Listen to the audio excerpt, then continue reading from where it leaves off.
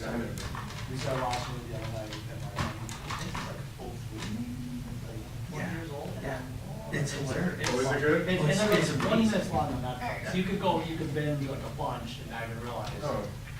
My son discovered it. I think we're just waiting on WBFO, Is it so. okay if I watch this? You want to do sound check? Yeah. Oh, hold on. It's very funny. Stupid humor. Yeah. Eyes are watering. It shows up on like some of the actors there. Sorry. It's been a minute, okay? I don't got a white balance with my iPhone anymore. Yeah, from Happy Days, I should know his name. Tom Bosley? No. Is that? Oh, no, no, I mean the Fox. Yep, just making sure everything's working. Hello, WBFO. Yeah, he's hilarious. Yeah, it's really a good show. Wait till Smallpox over on the side. Set up where you'd like. Okay. he shows up in the side. The joke with him, it still makes me laugh. And I will tell you, there are things like I'm rewatching it. Got it? All right, today's October 15th. We're going to be talking about the 2026 proposed budget. Hope y'all have levels. Yes. Okay. Everybody got the levels? I've got it, yeah, I got a full year. That's Like, like, like season 3. What's your chance of white balance? Or at least, Yeah, you know, like it comes full circle, you're they like, were yeah. thinking way ahead on this show. it's just so stupid, like It is. driving It's a ridiculous. stupid truck around. I'll have to check it out. That's why it's definitely worth it. Give it a couple episodes. I just Don't- never saw Don't quit it. after one because you give it It's like a 3 to 5 on-off episodes. type. You gotta Once get you into get it. there, you'll be like, oh, okay, now I get what's going on. It's not just Jason Bateman's good at like everything. Yes. Like, he does such a wide variety of stuff. And Will Arnett is, Yeah. I made a terrible mistake.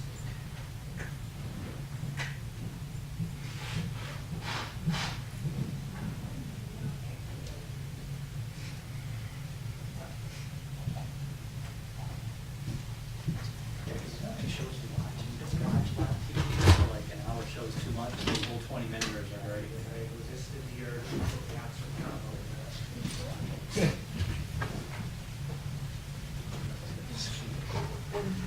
Hi, Karen. Good.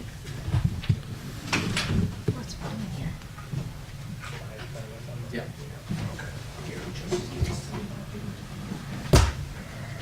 Nobody knows how to use those anyways. Let me know when everyone is ready.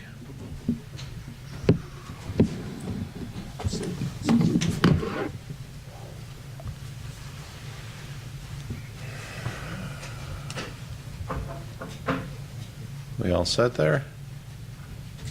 Looks good. Just keep adjusting it to make sure you're not late. I like that. It's 10:02. Good morning, everyone, and welcome to the Erie County Rath Building as we're here to release the 2026 Erie County proposed budget as was prepared by our team in the budget office and my office. I'm Erie County Executive Mark Poloncarz, and I'm joined by our Deputy County Executive Lisa Chimera, our Budget Director Mark Cornell. We're also joined by Kim Kasda, the Deputy Budget Director, as well as my Chief of Staff, Benjamin Swanekamp, and as well by Karen Gambino from Deaf Access Services, who's offering the American Sign Language today. Before I get into the budget, I did want to talk briefly about something that a blockbuster story that came out yesterday on Politico in regards to bigoted, racist, sexist, misogynistic, just horrible comments that were made by young Republicans on a chat group that unfortunately also includes some young Republicans from New York, including the New York State Young Republican Chair, as well as individuals who worked locally, including under Senator Rob Ort in Niagara County. This is probably some of the worst things I have ever seen, even praises of Hitler. But I think it's important for people to understand that that cannot be tolerated in any civil society. I'm glad to see that that has been denounced by some of the Republican leaders in our state, but it was sickening to see the statements that were made, the horrible things that were said about African Americans, references to we're going to kill people, send them to the gas chamber if they don't support us, and it was just something that just cannot exist in a civil society. And normally I wouldn't talk about a national story like this, but there were direct references to our region, Western New York and New York State, to the individuals who made those comments on this chat room. And I'm hopeful that none of those individuals have a role ever again in politics or government. We can disagree on policy, and we have to have disagreements on policy to have a strong society, but we cannot go down to the lowest common denominator, which is just pure hatred. And that's what was in that chat room, was pure hatred. For a long time I've said I truly believe the modern Republican Party didn't stand for more than power and money, acquire more power to make more money. But what we saw yesterday was even beyond that. It was just horrible, and it was unacceptable. And if any of those individuals had been in my administration, they would have been immediately fired. And I call upon all fellow elected officials, regardless of your political party and your political leanings, to denounce what was included in that story, because it is just terrible.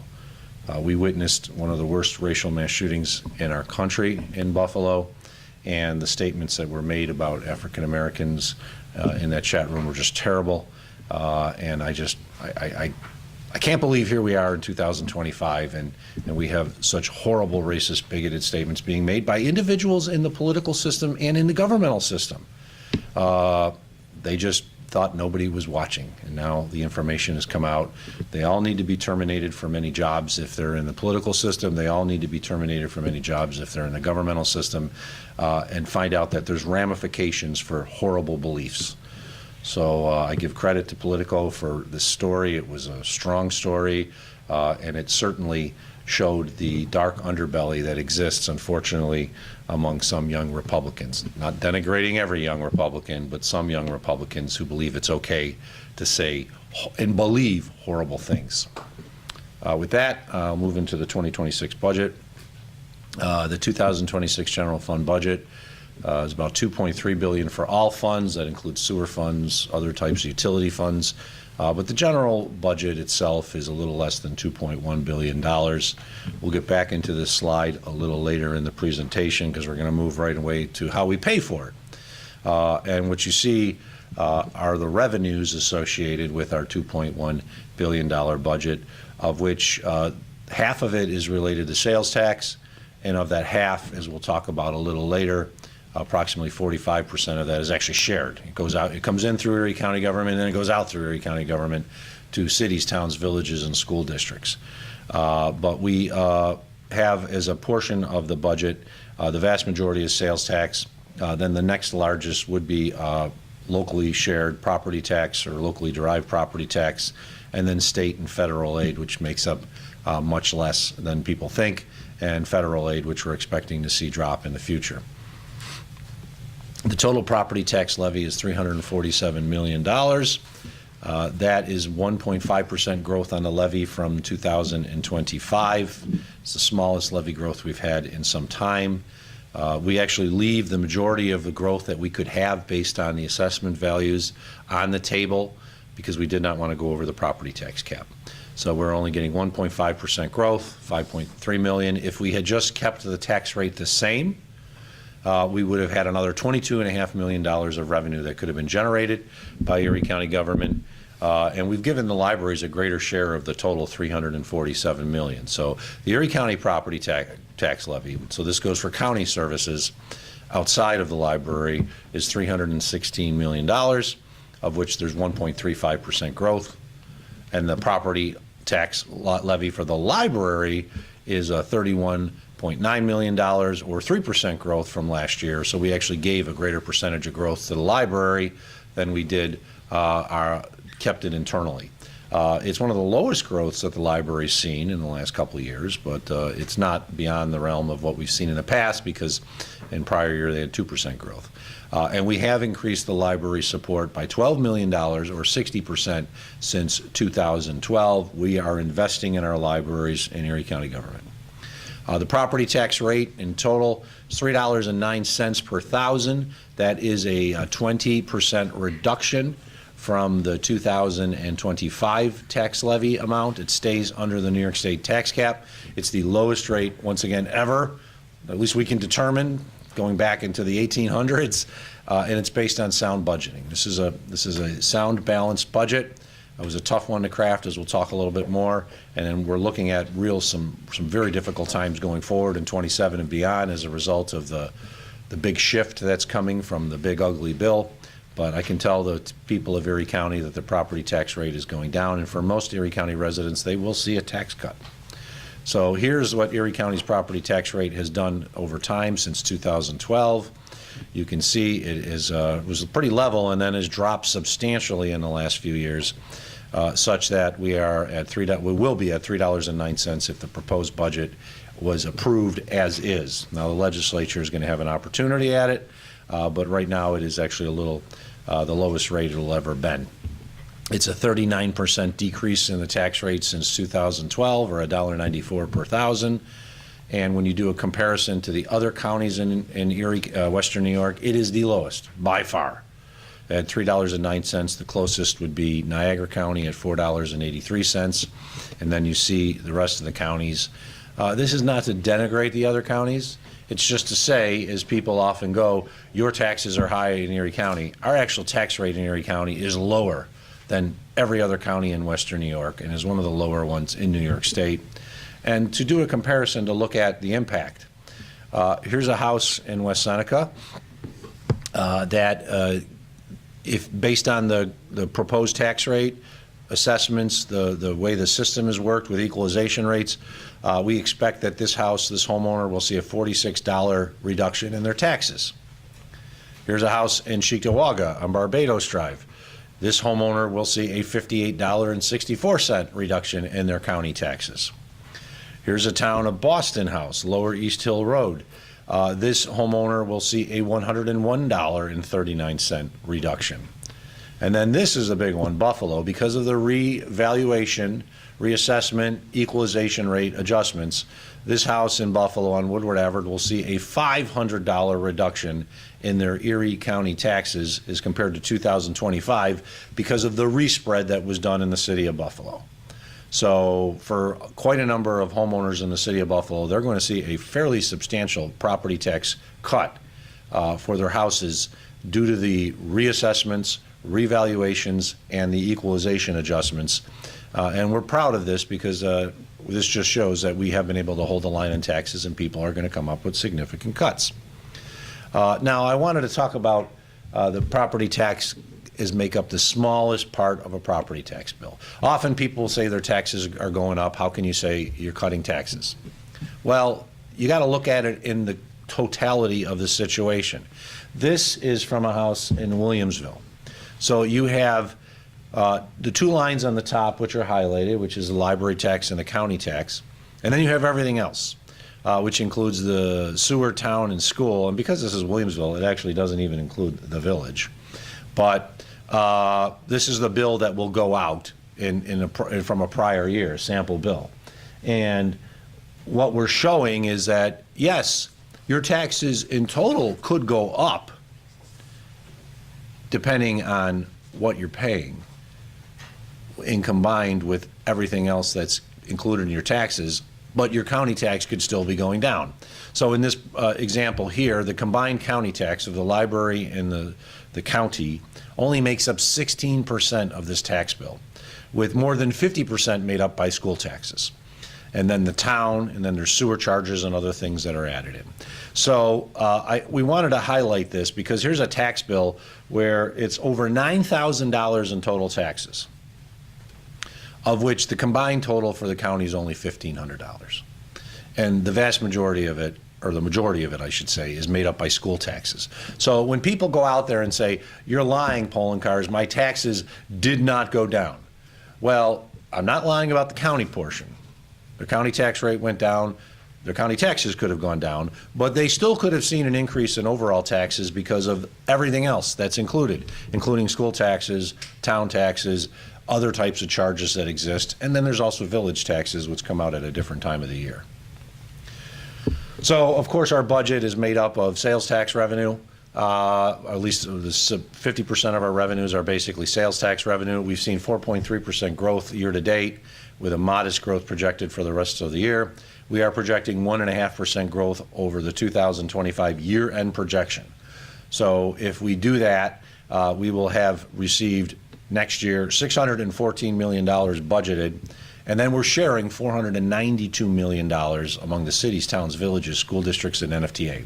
So when people talk about the 8.75% tax, the first 4% goes to New York State. So then we're left with 4.75% left over. Of that total, Erie County retains about 55% of it. The rest of it goes to our cities, towns, villages, school districts. And here's how it's broken down in 25. And here's how it's broken down and proposed and expected to be broken down in 26. Interestingly, people often talk about the city of Buffalo and the revenue issues it has. We're projecting the city will get $120 million of all the sales tax that are generated in Erie County next year, which is approximately 11%, and the school district will receive $63 million. The comparison, when you include all the cities, towns, and villages other than Buffalo, you have $142 million that's going to go to them and $120 million that's going to the city of Buffalo. If this was based on population, the city of Buffalo would receive a substantial less amount. But the city of Buffalo gets 2 bites at the apple under the sales tax sharing agreement.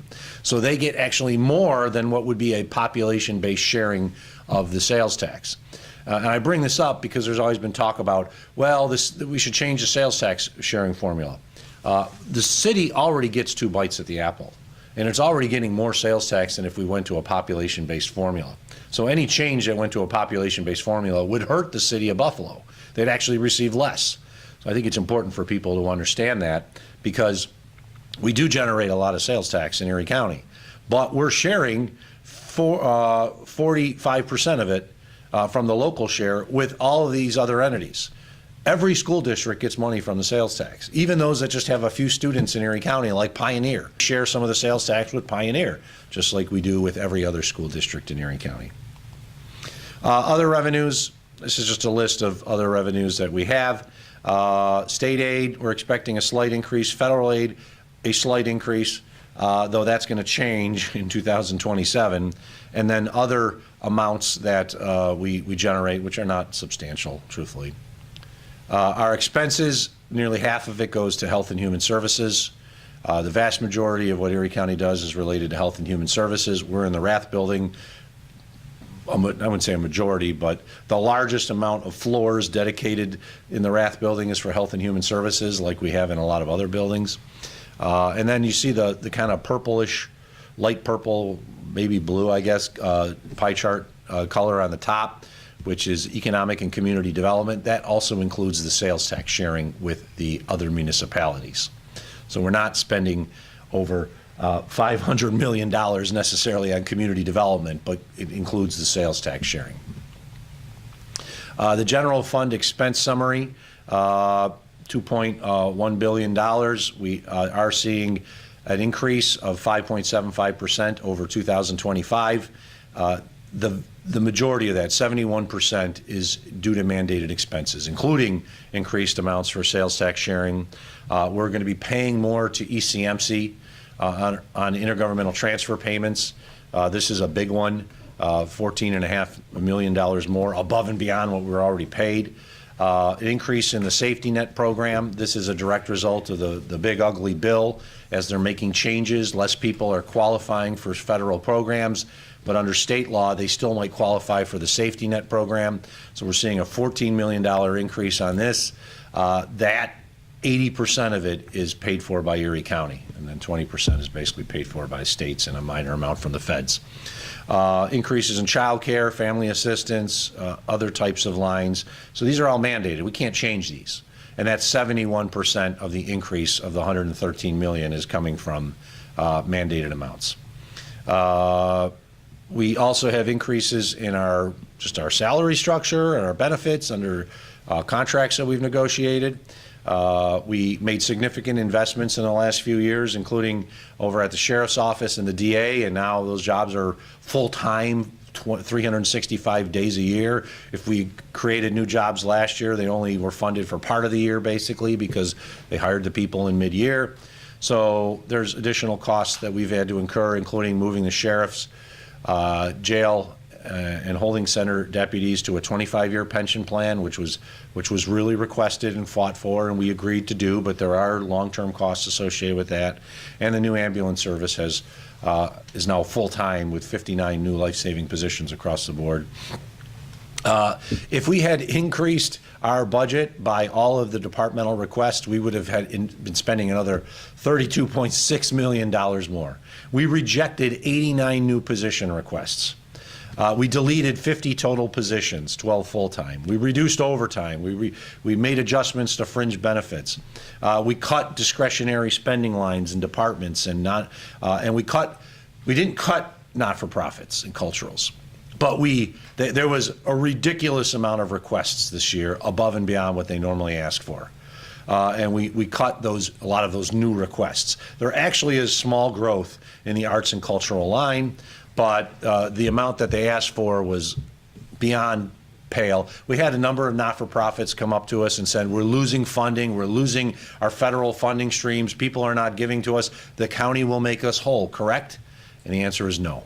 The county cannot make them whole. We have our own issues we have to deal with. We can assist. We offered small increases, really like 2.5% to 3%, nothing much, but the requests were really astronomical. We're actually in the almost 50% category of increases from what we currently give.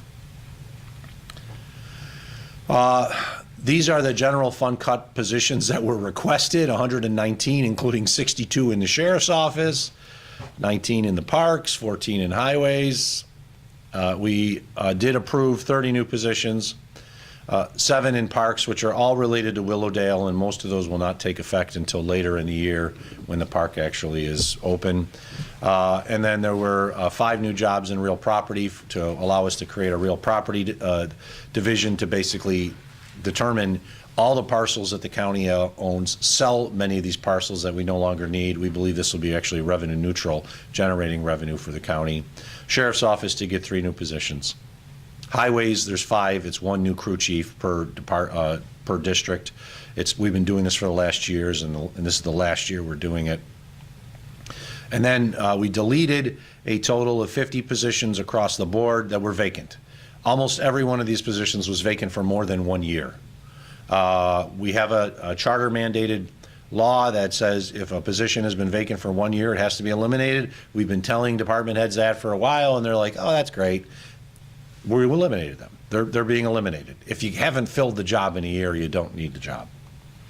There's some new expenses. In the end, we have totals of $2.3 million, or just a 2% increase. 30 new positions, 29 full-time with deletions of net 20 or 17 full-time. Just get through this. These are a lot of new positions. Nothing really exciting. I just talked about them. 85% of the county budget is mandated. We've talked about that before, with the largest line being Sheriff Police Services. Did you realize that the Sheriff's Police Services or Road Patrol Division is not mandated? It does not have to exist. We choose to have it exist. By law, we don't have to have it. The libraries are number 2, Public Works, Highways. The Highway Department is not mandated to exist, but we have it because it's a good thing. Tourism, parks, these are all the non-mandated. This is what everyone assumes is county government. This is when they think about county government, they think about everything on this list here.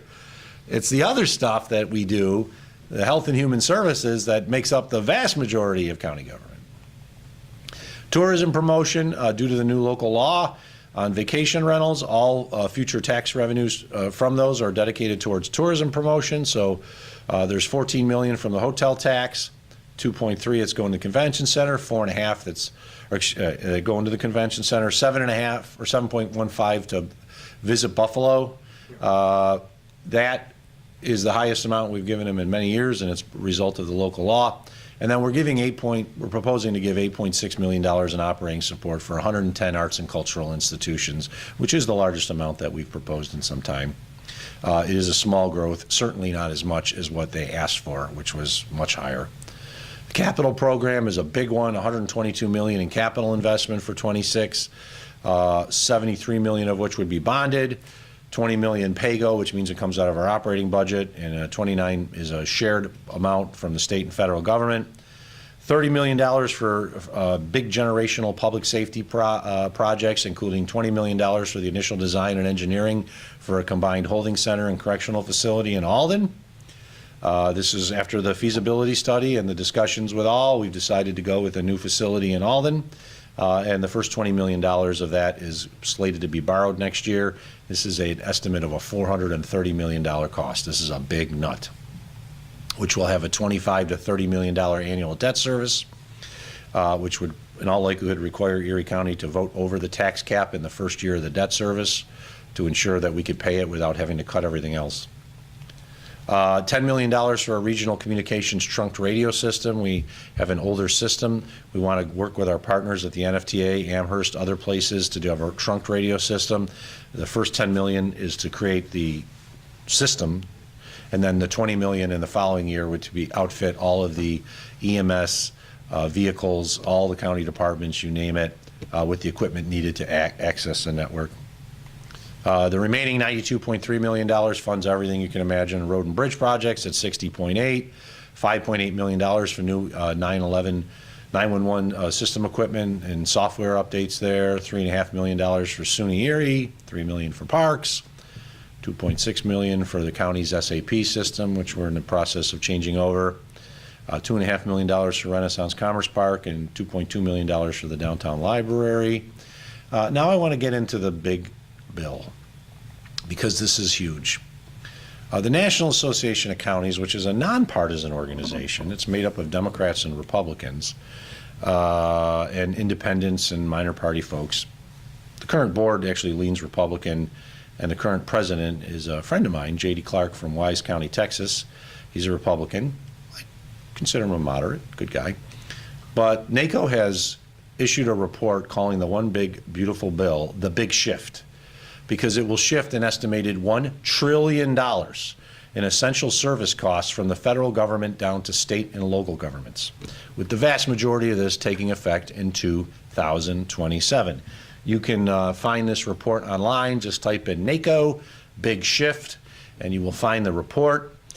Erie County, like most other counties, is particularly vulnerable to this law because we serve as the front line for implementing federal and state health and human service programs, of which the big bill directly impacted, and which NACO determined under the Big Shift will push costs to state and local governments. $1 trillion in total, they're believing. These new mandates will likely put future budgets under immense strain starting in 2027. They looked at SNAP changes and the impact on SNAP and the reduction in the amount of administrative assistance we get from the federal government. At the same time, we're going to be required to do more work, which means we have to hire more people.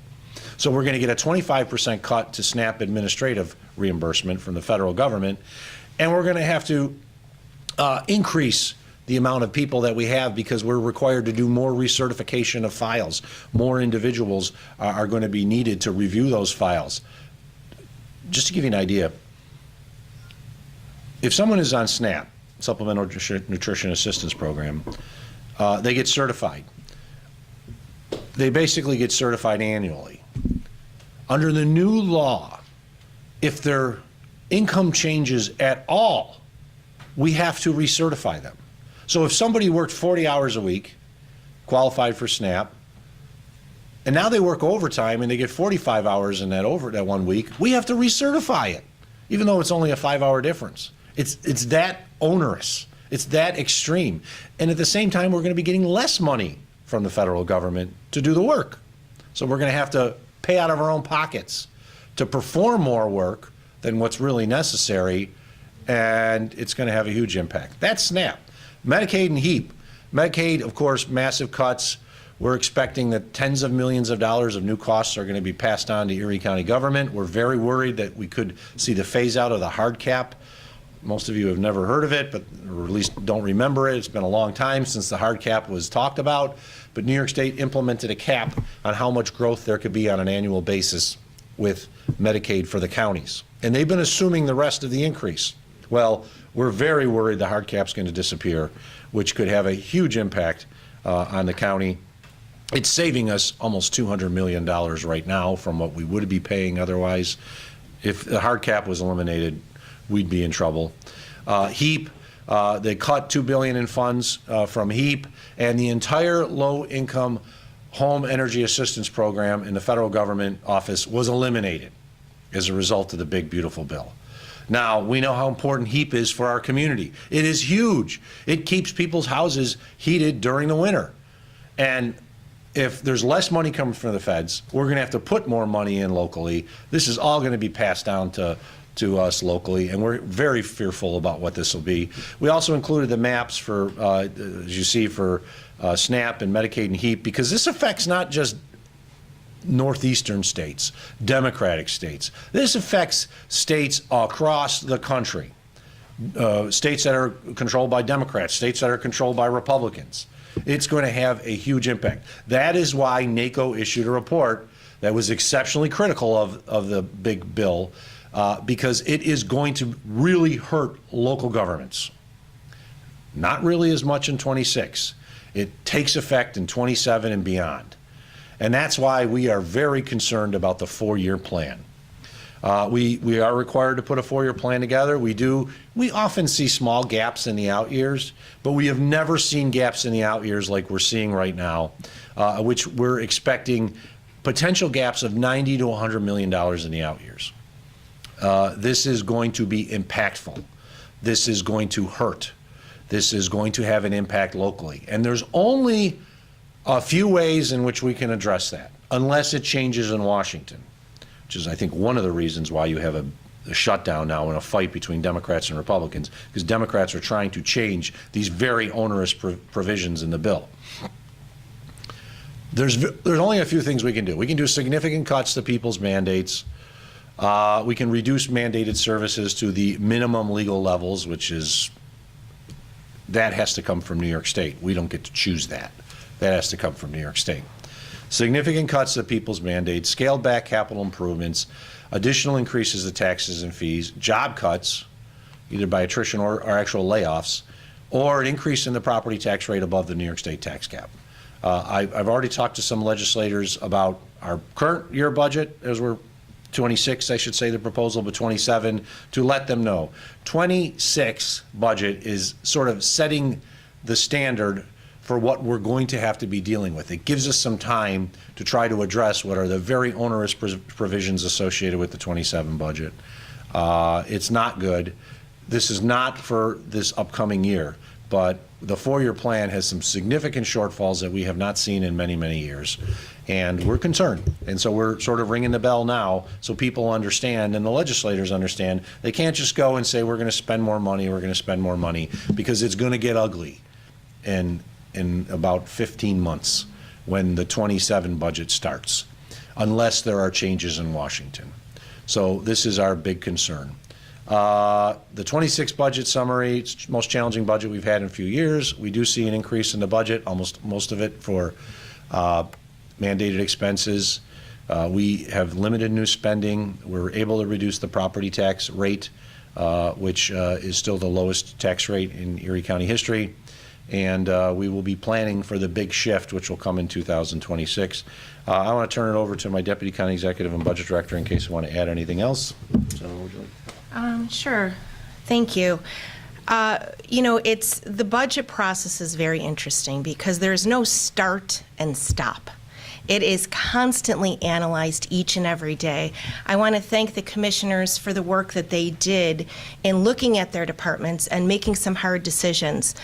For somebody who works on health and human service initiatives and with partners each and every day, I am extremely concerned about the future of Erie County and the services that we provide each and every day to our residents. I always thank the county executive for the work he has done on budgets year after year. He has done an outstanding job of saving for times that we need them most. I think that this is the time where we are looking at a future that is very disheartening. So I want to thank him for his work and his leadership. Of course, Mark Cornell and his office, this is the work that he does each and every day. Of course, extremely challenging. He does such a great job, and I'd like to thank him. Thank you. Mark, a few words? I think the only thing I would really add is due to the leadership of the county executive and sort of my predecessors in the budget office, we were one of the few communities that came out of the COVID-19 pandemic stronger as opposed to being weaker. We had the opportunity to utilize almost the entirety of our $178 million of American Rescue Plan funding for generational infrastructure projects. And after that, we had a number of years where the county had significant budget surpluses, mostly predicated on the restoration of state aid cuts and some changes to sales tax regarding internet sales tax specifically, that allowed the county to become very creative and responsive to the community's needs and implement a lot of new programs and plans and do a lot of wonderful work. We are now getting to the point where we need to focus on maintaining all of that work that's been done over the last several years rather than adding on at that point. A lot remains to be seen, frankly, when we're thinking about the out-year gaps in 27 and 20 and beyond. Those are going to be dictated almost primarily by decisions from New York State within the next year. We are going to have a better idea of what costs we actually are going to bear in terms of Medicaid specifically with the state budget that will be released in this coming April or the April after that. That is when all of this is going to become particularly real. So our goal right now is to be flexible, not go beyond our means, and be ready to implement the sort of planning that went into the, frankly, dealing with the COVID-19 pandemic. We did a massive debt reduction plan, and that's the reason that we were able to get out of that stronger, and I'm confident we'll be able to do the same thing, should these worst scenarios come to fruition in the next couple years. Thank you, Mark. Thank you for your work as well as your team's work. This was very difficult. Just to finish before I open up the questions, Gothamist, the public radio out of New York City, Jimmy Vilkeen did a story a couple days ago about how Blake Washington, the New York State budget director, sent a memo around to all the department heads and offices about how this is going to be one of the toughest budgets the state has to deal with in many a year, at least since COVID. But as Mark said, we will have a much better idea of the impact for 27 and beyond based on what New York State does. If they protect the counties, we'll be tight and we'll have problems. We'll have additional costs to handle, but we probably will be able to handle it. If they lift the hard cap on the Medicaid amounts and other things, it's going to be really ugly. With that, I'll open up to questions. Mr. McKinley. Yes, sir. Given what you said, do you think there's any appetite in all to cut mandated services to minimal levels, or at least bring them in line with what other states offer? For those who are watching online, the question was, do I believe that there's any appetite in Albany to cut minimum services, minimum to cut mandated services. To minimum levels. Bring them in line to what other states. Or bring them in line to what other states have. I know what the Assembly and Senate would like to do, and they always want to spend more. I also understand in the most recent budget, they actually gave the governor some power to make changes to the Medicaid system in the middle of the budget year, which they've never done. So I think they understand what's coming. We'll have a much better idea once they actually complete the budget. If you ask me what their preference is actually to increase the program.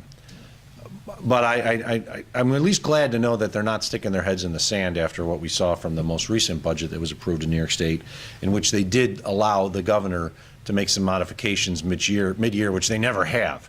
Now, we're just going to have to wait and see.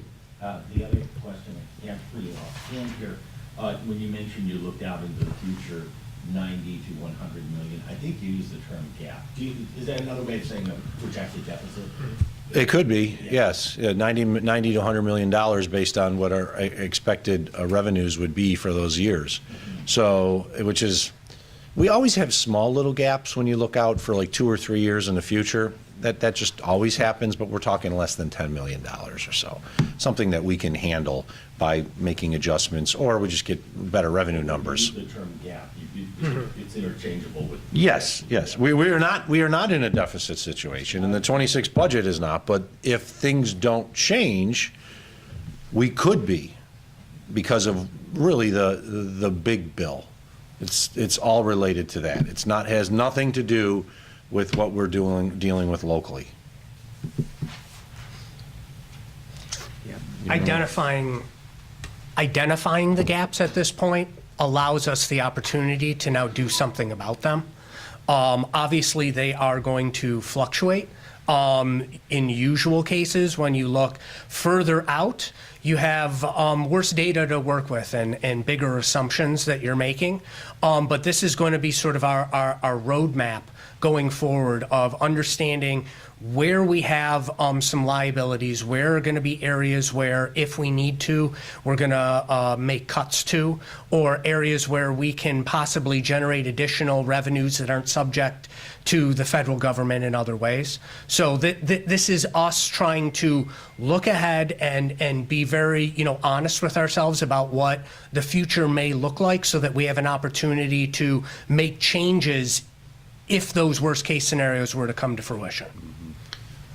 In the 26 budget, there's not a single layoff. There are deletions of vacant positions. There's not a layoff. We're leaving that on the table for 27, 28, and beyond if needed. Everything will be on the table.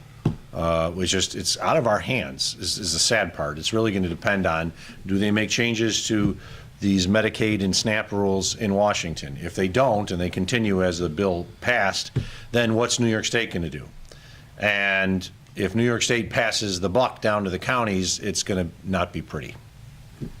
You said that you deleted 50 positions that weren't filled because your rule say, hey, I didn't fill them in a year. Yeah.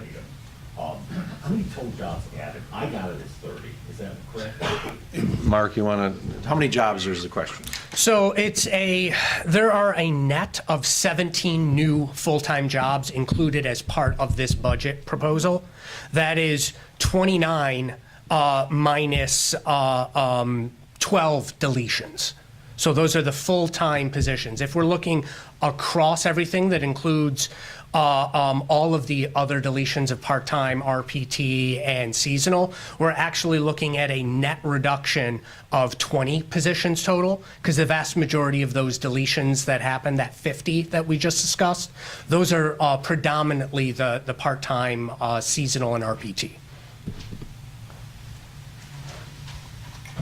Are there any other questions on topic? I will entertain some off-topic if there's any off-topic.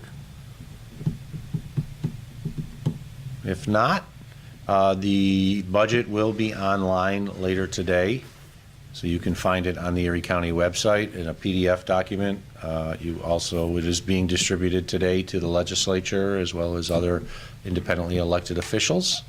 And I just once again want to thank the budget team for their great work. This is a long process, a difficult process at times, especially when we had as many requests for new jobs and more spending, and we had to pare it down. But I want to thank them for their great work. And the budget team never really gets time off because they're still in the middle of their current budget year, so we have to manage that while also proposing a new budget and dealing with all the other stuff that we deal with in county government. Actually, just one. Is there a surplus for the county right now? Surplus? Yeah, we are trending to a positive variance for the 2025 budget year, and we have a fund balance, a piggy bank, so to speak. How much is Our unassigned fund balance is $149 million, and that equals about 10% of the general fund expenses. Which is what they, rule of thumb, you should have 10% or more in the rainy day fund, right? Correct. The reason I ask is that's the first thing those guys across the street always want to dip into, right? Well- Say, you got this, David, you, I, and Sandra are probably some of the only people in this room who were kind of around during that red-green fiscal crisis, because I was elected in '05 to clean it up, and one of the reasons they created the red-green fiscal crisis is they dipped into their fund balance and used it all. And that's a terrible, terrible way of managing government, and we see another government that's unfortunately dealing with that right now, not too far away in the city of Buffalo, where they used their fund balance for a whole bunch of years, and now they don't have it other than a small amount that they're mandated to have and they can't touch. Yes, we do have a fund balance. We have a piggy bank, so to speak. It's about 10% of our overall budget. We have a law that requires us to have at least 5%, but the recommendation is 10%. It's one of the reasons why we've gotten and received credit rating upgrades in the last couple of years, and we're AA rated, is because we have a good fund balance, and we would not want to deplete that. Otherwise, not only would we see our bond rating reduced, it would generally mean, if we're depleting fund balance, that we are structurally unsound. We're paying for our ongoing expenses with non-reoccurring revenue, which is a really bad situation, and something I've said I'd never do as county executive. and what do you do with that? Do you invest it, or does it? Well, it's invested. sit in it? Well, there's not like a certain amount that's sitting in the bank at any one time. It goes up, it goes down, and then you make the analysis at the end of the year. But when we have extra cash, it's actually invested through the comptroller's office. And when the last few years, when interest rates are higher, we've done very well on the investments and generated additional revenue that way. Now that interest rates are dropping, we're expecting to receive less in interest off that, which means less overall revenue that we could use for other purposes. Can you talk a little bit about spending in this budget for the Bill Stadium? Well, there is hardly any money in the 26 budget for the Bill Stadium other than really debt service. We're done. We're out of it. Once the stadium is transferred over to New York State, we no longer have any operating, game day, other types of obligations to the football team. That will happen in 26. So there's a small amount. I think it's $1 million. Yeah, It's a hair over $1 million. It's a two $520,000 payments. which is really going to go for just life-saving issues at the current facility, and then to just finalize some stuff with the new stadium. And that's it. We're done. We no longer have any obligation other than the debt service, and that's saving county taxpayers, truthfully, more than $100 million easily during the life of the borrowing. It's probably more than $200 million now that I think about it, over a 30-year lease. It was one of the key things that I wanted as part of the lease negotiations for the county to be out of the football business, because we are paying costs associated with operating. We're paying costs associated with infrastructure. We're paying a game day amount. And that's going down to zero. And that's a win for all of us. And we kept the team in town. That was good. All right, thanks, everyone. Have a good day. Thank you. I have some copies of the budget book if you want some, added meeting. I'm not confident for adding that. I don't jump anymore. One's bigger than the other one. Because it's the three funds. This is what we consider our operating fund. This is our grant funds.